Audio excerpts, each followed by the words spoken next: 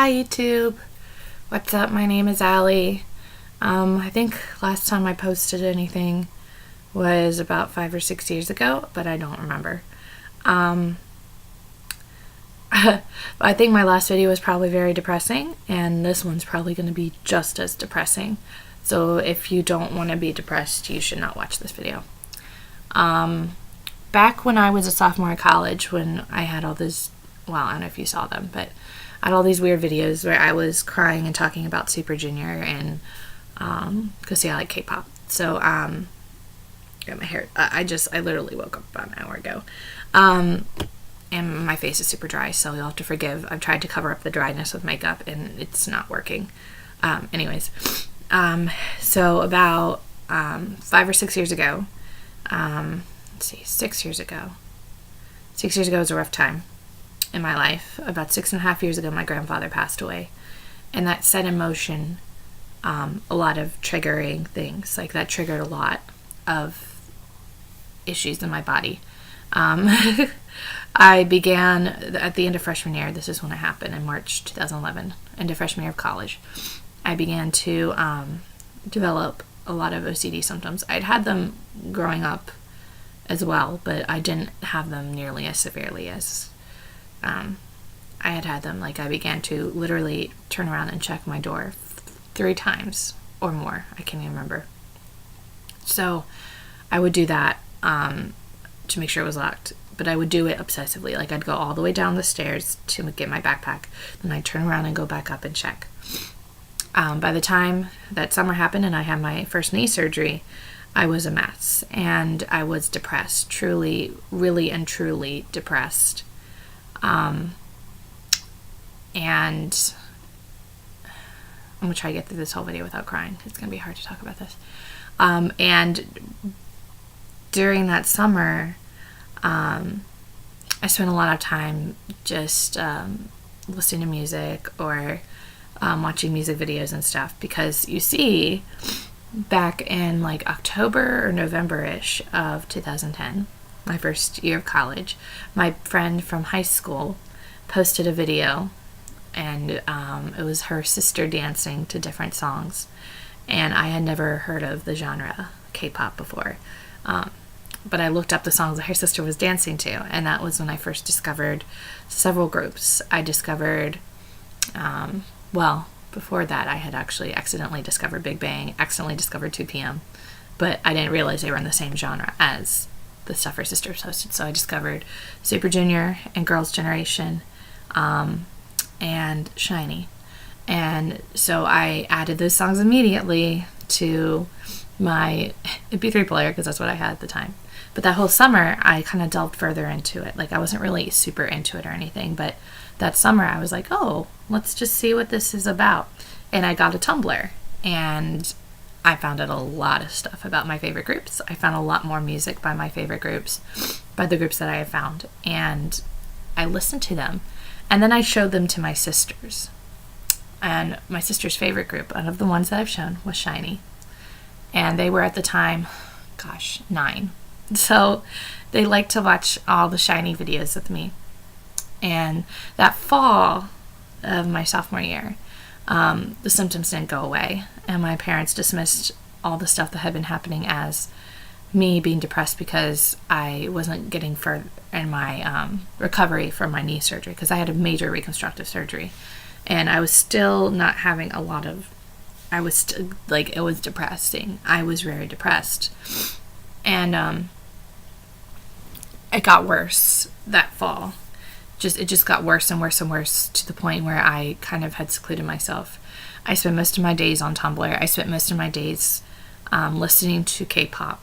I got super into it. That was my highest pinnacle of, like, into it, you know what I mean? And then, like, I started watching Korean dramas at the end of my first semester.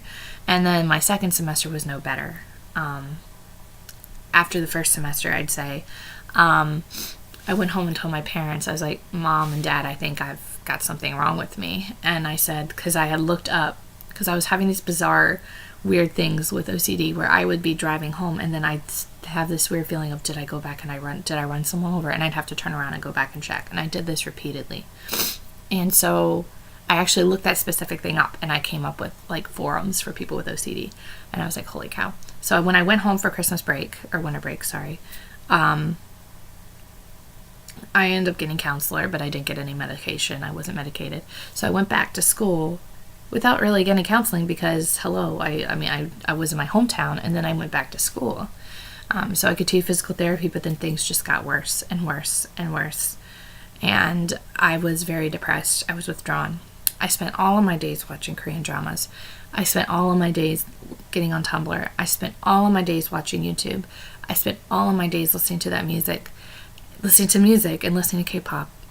And it wasn't until after I finished my sophomore year of college that I finally, because I gained a lot of weight as well. And I gained all of it back, by the way. But I gained a lot of weight.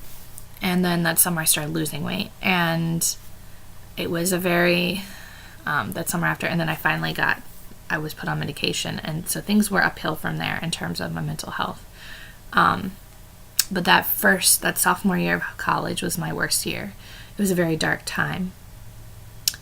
And what I spent most of my time doing, my sophomore year of college, was listening to K-pop, was looking at dramas, was reading stuff and watching TV shows and just staying to myself. But it was a big part of my life.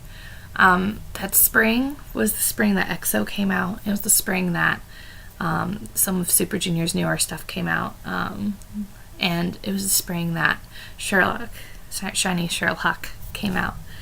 And so that was the first album that I purchased. It was the Shiny, like on my Apple, because at that point I had an iPod. It was the first album that I purchased fully, was Shiny's Sherlock album. And so that holds a lot of meaning. It sounds kind of weird, but it holds a lot of meaning to me. That summer, I didn't stop liking K-pop. My mental health became better. And because I was on medication. It wasn't perfect. It wasn't great. And I had a poster because my favorite Shiny song at the time was Hello, from their Hello album. I even bought the album that had the pictures in it. So I bought the Hello album my junior year of college. My sisters at the time were still into K-pop, and they loved Sherlock, and they loved everything Shiny related. I got them shirts that had Shiny on them, and they were, they liked it a lot. But yeah, so my junior year of college, I continued to listen to music and watch K-pop dramas and stuff, but I wasn't, Korean dramas, but I was even taking a class in Korean, but I wasn't super, like, as into it, I guess. Like, I wasn't obsessed, like, it wasn't my whole life, but it was a good part of my life at that point. That fall, I had met some people in my Korean class that were men, and I realized that some of them were actually starting to pay attention to me. And one guy, in particular, he's half Korean, he and I developed kind of a good, like, friendship, and it became kind of a pseudo relationship, and we carried that on for about 1.5 years. But during that time, it was not a healthy relationship. It was a very manipulative, it was a very unhealthy, like, I was unhealthy, and I became unhealthy, and my mental health suffered a lot. I was failing classes. I was obsessed with this person.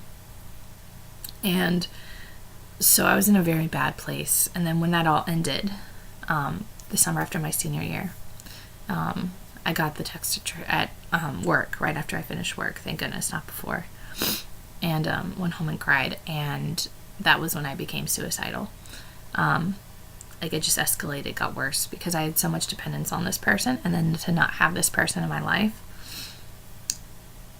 I completely fell apart, and I was suicidal, and I was really depressed, and I was in the psychiatric ward for a couple days, and I was really, really, really depressed, and it carried on. I lost too much weight, or a ton of weight over the summer, and then I had to go into that next year depressed, And since then, I've had a few ups and downs.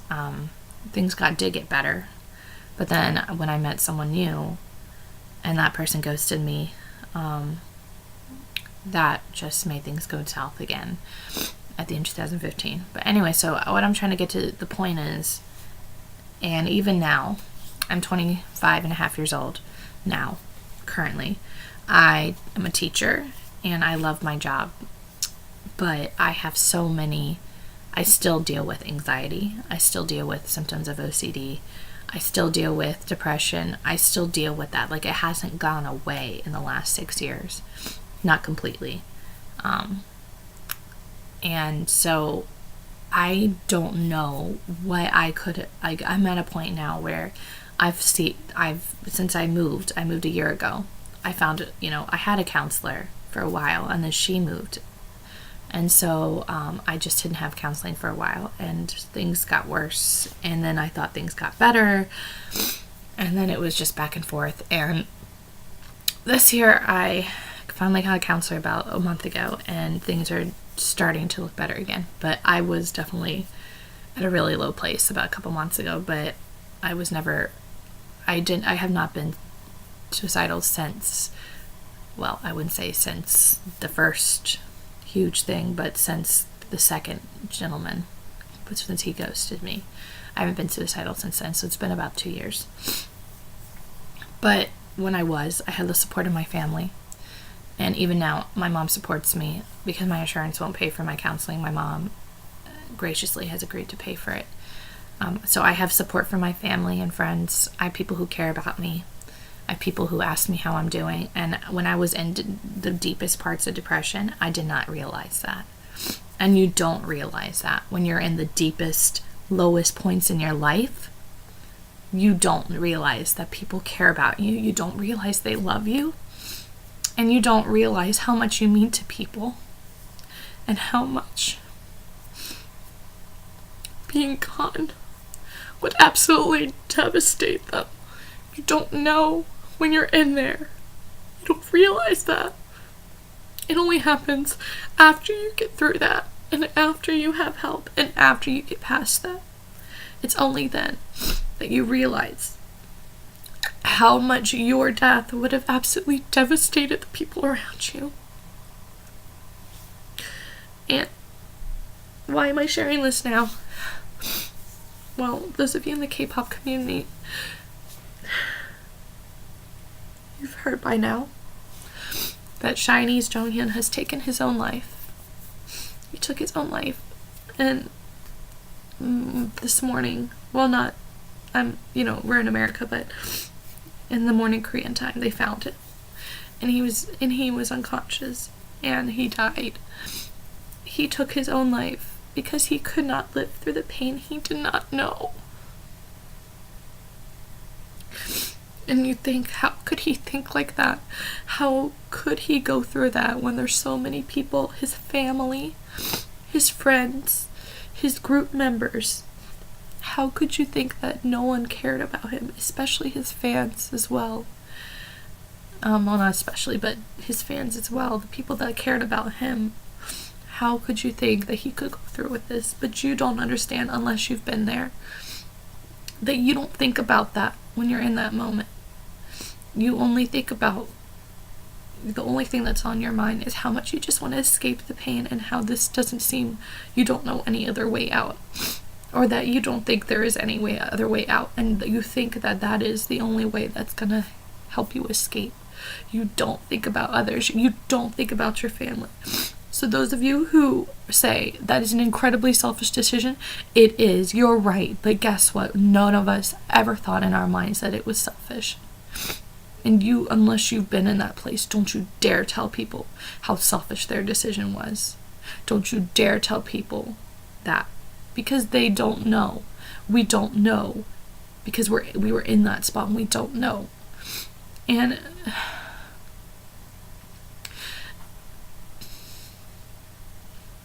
the 19-year-old girl who had a SHINee poster on her wall behind her bed, whose only escape from depression was watching SHINee videos and listening to their new music. Her heart is broken right now.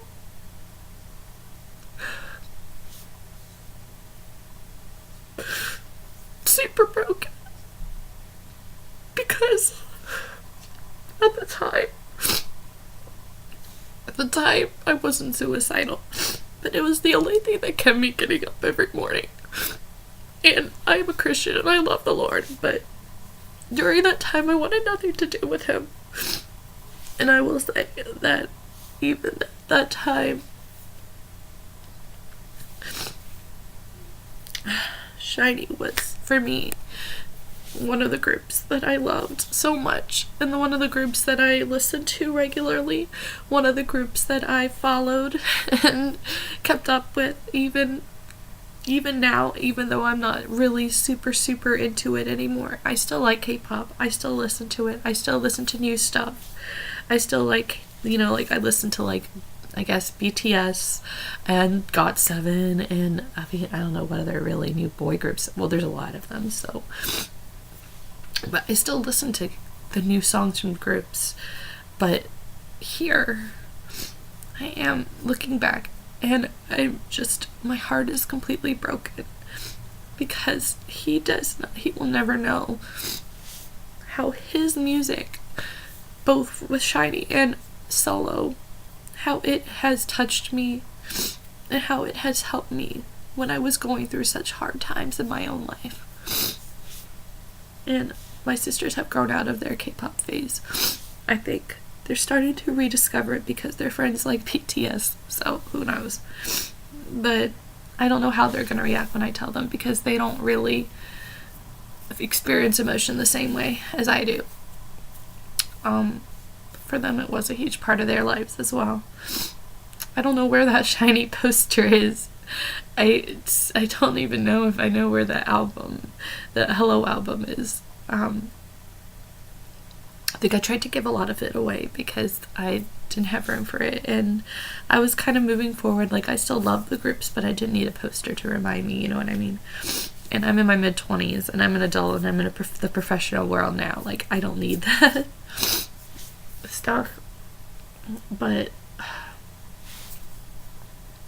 if you are praying people, please pray for Jonghyun's family. Pray for his sister, because as a sister myself, if I had gotten a message from my brother that said he wanted to end his life, and then he actually had gone through with it, I would have to live with the guilt that I could not have done anything about it for the rest of my life. That I did not stop it from happening. That I did not immediately rush over to my brother's house or apartment, and that I did not immediately save him. Or that I got the message too late. I would not be able to forgive myself for that. So please, if you're praying people, then please pray for his sister. As if you are a sister and you love your family and you have a good relationship with your sibling, then please put yourself in her shoes for a minute and realize how heartbreaking this must be for her. Please pray for his parents, as they've lost their only son and someone they loved and cared about. Please pray for all of Jonghyun's friends. Please pray that they will also come alongside his family and that there will be healing. And I pray especially, please pray especially for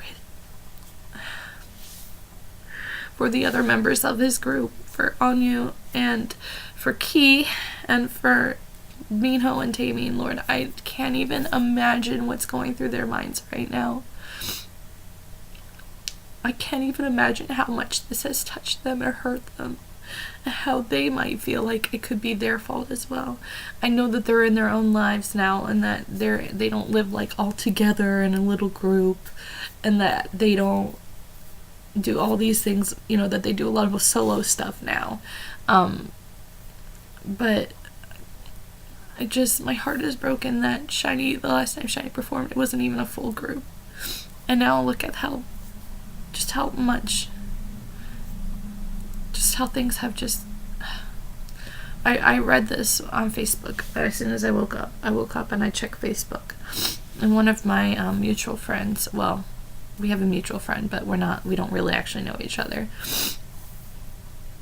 She posted about this, and I was like, this is not true. This has got to be a rumor.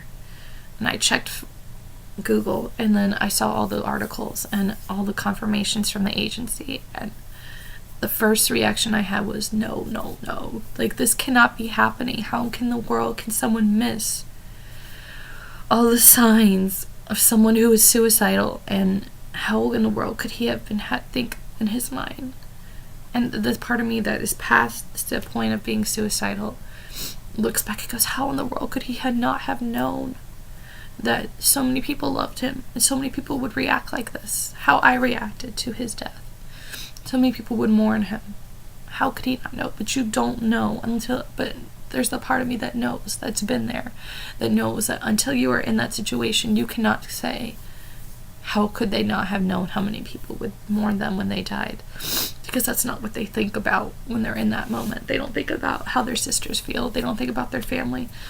You don't think about that stuff. And you shouldn't fault them for that, because when you have the level of mental health breakdown, your mind cannot focus on anything but the pain. And how can you escape it? And how can you just have it gone forever? This is a really hard video to make. And I know all my other videos have me crying, but that was because at that time I was depressed anyways, and then I'm reading sad stuff and sad stories, but now I'm in a better place. I'm not healed, because I mean, hello, I still go to therapy, and I'm 25, I'm almost 26, but I am in a better place. And I just want you guys to know, those of you who've loved and cared for Shiny as long as I have for the past 7 years. 7 years. 7 years I have listened to them. I got and listened to their songs. I found their songs. I've followed them and their activities. I followed their music. Have their albums. 7 years. 7 years. And I look back now and I'm just like, oh my god. Like, this is the biggest thing that has rocked this K-pop community in so long. This is probably one of the biggest things that has happened to rock the K-pop community. And I just, those of you who love Shiny for as long or longer as I have, or even if you haven't loved them as long, then please, please know that we are one in our desire to love and care for everyone in that group, and that there's nothing we could have done to show Jonghyun how much he was cared for and loved, and that he did not believe he was cared for and loved. And we cannot change that, but we can change is that we can support the other members. We can support Jonghyun's family and friends. We can show our love for them, and by just being there. And I just hope that you realize that if those of you who are as sad as I am, and who have been through what I've been through or something similar, and are at that place, if you've ever contemplated suicide or are currently contemplating it, please, please know that you don't know this. You don't know this. I know you don't know that people will care about you when you leave, but people will. Even if you don't have a family that loves you, people will care. People will notice that you're not there. It is not an escape. The hardest thing to do in your life is to live. Please live. Please call a hotline. Please get help. And for those of you who have been through stuff and this is really hitting you hard because you know where he's been, please just continue to pray for the families or send positive thoughts their way, because I can't even imagine right now what they're going through, because this is not like something that happened on accident. This is not like he got into a car accident. This is not like, it's not like he was sick. This is so sudden. And was a purposeful death. And the fact that it was purposeful and that he was the one who did it, it breaks your heart. And please pray for them. And just know that if you need anyone to talk to, you can message me. You can message anyone who claims to be a Shaul. And we will be here. We love you. And we are one group. We are Shinies, Shauls, and we love them. So please support them. Continue to support them, because because what they're going through right now is probably some of the toughest stuff they've ever gone through. So please be there for them. For now. If I can figure out how to stop this.